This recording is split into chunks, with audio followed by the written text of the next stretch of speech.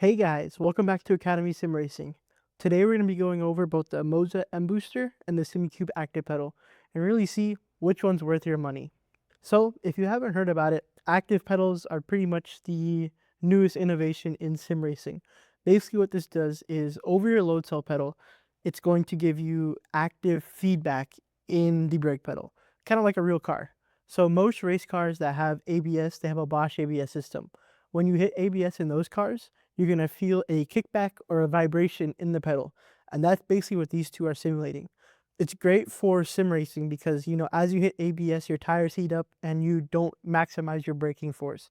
So when you know you're about to hit it or when you can feel it on, you can actively let off of it as opposed to having to look on your screen for it. You can react a lot faster with your foot than your vision with ABS. Another big feature of these is brake lockup. It's really hard to know when you're about to lock up in sim racing, like in a prototype car, an F1 car where there's no ABS. Both of these pedals offer a brake lockup system that allows you to feel right when you're about to lock up and when you are locking up so that you can correct it and further your braking. And then the biggest thing that most people like about their active pedal is just everything that you can change about it. You can change the brake curve to whatever you'd like, depending on which car you want. You can have a linear brake curve, you can have an exponential brake curve, you can have a decelerating brake curve. You can do whatever you want with how the brake pedal behaves. With load cells, of course, you can adjust certain things to make it lighter and softer, but you just don't have the customizability that both of these have. That's really what makes the active pedal amazing in terms of sim racing. First, the biggest difference between the two, price point. The Simucube comes in at a lot more. Just the brake pedal is 1,800. Then when you get to the brake pedal and the throttle pedal, it's 23. And then with the brake pedal, clutch, and throttle, you're looking at 27. It's a pretty big price point there. And then plus shipping, depending on where you're at, you're looking at upwards of 3,000 to 4,000 for the entire pedal combination together. Simucube does offer an active pedal ultimate. This is the pro version, but honestly, in our testing, the ultimate really just doesn't make any sense. This one goes into 110 kilograms of force, the other goes into 170, and you get 4 millimeters more of travel. For the $700 more price tag, you're really not getting as much as you'd think. So honestly, this is the best bang for buck from Simucube, so that's why we'll be testing this one and reviewing it. Now we have the Moza M Booster. This is basically the active pedal killer in a sense. For just the brake pedal, it's $800. Then with the brake pedal and the throttle, we're looking at 1,000. And then if you want to add on a clutch, it ranges from $100 to $200 of an add-on. So you're looking at about $1,300 for 3 pedals. Definitely an enormous price difference, but is it really worth it? Now let's talk specs. Both pedals have load cell sensors in them. The Moza has two 200 kilogram load cells in it. The Simucube has one 110 kilogram load cell in it. Now, you'd think that the 200 kilogram load cell would obviously feel more pressure, but in practice, around 60 to 70 kilograms on the Simucube equates to about 110 to 115 on the Moza. I think it's because when you actually brake, I don't know if you guys can see that, but the entire cylinder is moving under braking. I feel like that is why you have to put more kilograms of force on the Moza to get it as stiff as the Simucube. It's absorbing some of your force when you're initially pushing in, so it's dissipating into the actual cylinder instead of everything going right into a load cell like the Simucube. So that's kind of the major differences, and that's why that the Moza feels a little bit more spongy, just because of that actual movement in the brake pedal. The Simucube, you can get away with a lot less load on the actual load cell and get it very stiff. The Moza tends to need a lot more kilograms of force in the software to make it feel as stiff as the Simucube. So in terms of actual stiffness or in terms of actual force you can put into it, they're pretty much identical, and the actual motors are drastically different. First, the Simucube has servo motors in them. They're strong, precise, and accurate, and they're built to last. The Moza has a high torque motor on it.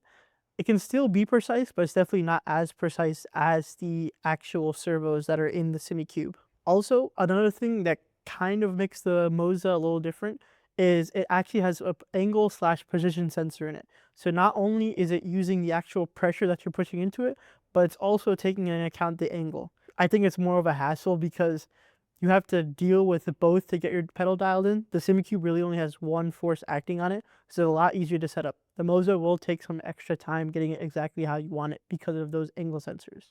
In terms of overall build, both are pretty sturdy, but like I said, that motor will just last longer in the Simucube. Warranty-wise, the Moza has 1 to 2 years max on warranty. The Simucube ranges from 3 to 5, so it's definitely guaranteed for a lot longer. Okay, so first things first, what makes the Active Pedal so unique is the software. Software is where you're going to be 90% of the time to set up the pedal, get the most out of it, and really get it dialed into what you need it to do. So first, Moza software. They both have great options in terms of making pedal curves and a whole bunch of stuff like that. And the effects are pretty similar. They both have almost the exact same effects that you can enable and disable. ABS feels a little bit different on the Moza than the Simucube. The Simucube definitely has a little bit of a stronger vibration, but you're still going to get 90% of it through the exact same way. The input mapping, this is really where the Simucube and the Moza differ.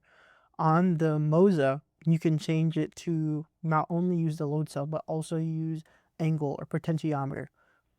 Me personally, I don't really like having this feature in the first place. Moses is super simple. You can just change the actual force that you need and not have to worry about changing the angle at all. So I think it's kind of a feature that they shouldn't have put in there. Just leave it at a happy medium and then just be able to switch like the actual kilograms of it. But it's person by person. It is something you can change and adjust. But I feel like when you do change it, the pedal does not function how it's supposed to. But other than that, the brake pedal has everything that you could need. The only downside I see with the Moza software is it tends to crash a decent amount and get a little bit buggy and slow down. So just kind of poorly optimized in a sense, but once it's working, and it definitely takes care of the pedal. Okay, so next up we have the Simucube software. Honestly, pretty similar. I do like the look of it a little bit more, but same thing. You can change the brake curve. There's a ton of different settings, and it's honestly what you'd expect out of it.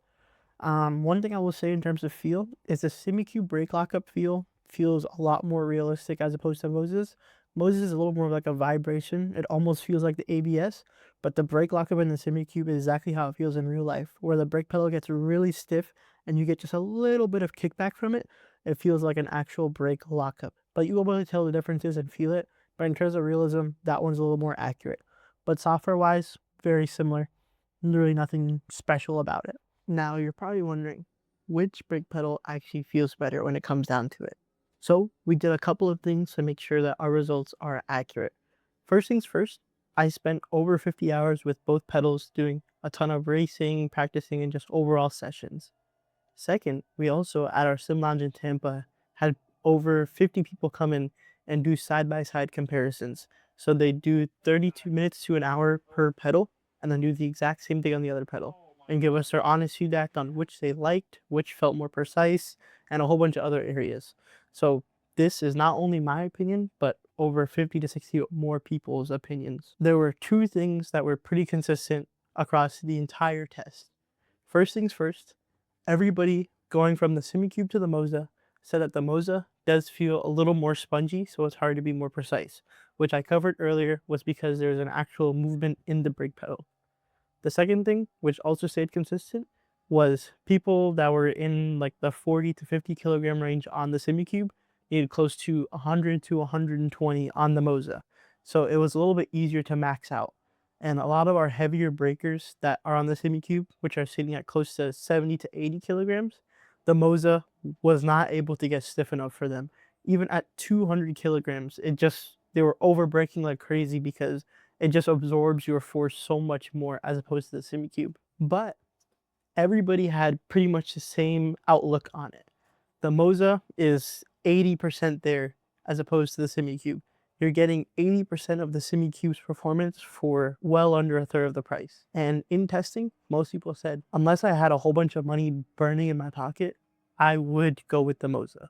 Because after you get used to it, you can eventually get precise. It's just that the Simucube is just better out of the box. Now, one thing that I found out during testing is the Moza actually gets a lot better when you use the included pedal plate where you can put a little heel rest on it. With that added heel rest, it keeps your foot from like going through the pedal in a sense or pushing straight through it so that it's like a soft stop. The Simucube doesn't really need that because it's just stiff automatically, but that extra heel plate actually changes the entire feel of how the pedal is. You can definitely limit yourself so you're not pushing all the way into it and actually become a lot more precise. So I'm glad that they included it in there. And honestly, the pedal plate is really good looking and really nice because you can adjust your pedals. And if you add pedals in the future, you can just shift them left and right on top of it. So if you do end up going down the Moza route, make sure you use the included heel plate. It's a game changer, and honestly, it makes the pedals feel 10 times better than without them. But that's pretty much the consensus there. Everybody said the Simucube does feel better than the Moza, but for the price, they would 100% get the Mozas. And a lot of people also ask about sound all the time. I know some people are on second stories or their significant others in their house, but they don't want to hear super loud noises from the sim rig. Both pedals are virtually silent. Of course, you're going to have a slight whoosh when you're pushing into the pedals, but that's pretty much it. There is slight vibrations coming from both the pedals, like I said, when you're hitting those haptics, but it's not shaking your entire rig, so it's really not going to vibrate through like a bass shaker would. One thing is that the Moza does have a slightly higher noise because there is a fan that's going on it, so it's like a small fan that's moving. That's basically the sound that you're hearing. And it does stay on for a decent amount, but in the Moza software, you can put the pedal in sleep mode. So I would recommend doing that because there is no power button on it. So just have it go auto sleep after about 30 minutes of not being used, and that fan cuts off. So that's how you would eliminate the sound from the Moza. But they're virtually silent during use and you're really not going to notice it. Those are all the real differences between the two. So it's really up to you guys. In my opinion, I think that the Simucube is overall better than the Moza. Of course, it's triple the price. What would you expect? But they're really made for two different consumer markets. The Simucube is made for people who just want the best. They don't care what they're going to spend on the actual components. They're just going to buy it and just use it for multiple years and just be content with it. The Moza is more for people who are looking for the best bang for buck. You're looking for, hey, I want something that's really good, but of course I don't want to shell out $3K for my pedal. $900 is plenty, and of course it'll definitely last you a long time as well. Durability wise, the Simucube is probably going to last longer than the Moza. I don't know if it's going to be double, triple, quadruple the lifespan. We just don't have the numbers yet, but I would recommend this if you're looking for something for the next 5 to 10 years. I feel like the Simucube won't even budge.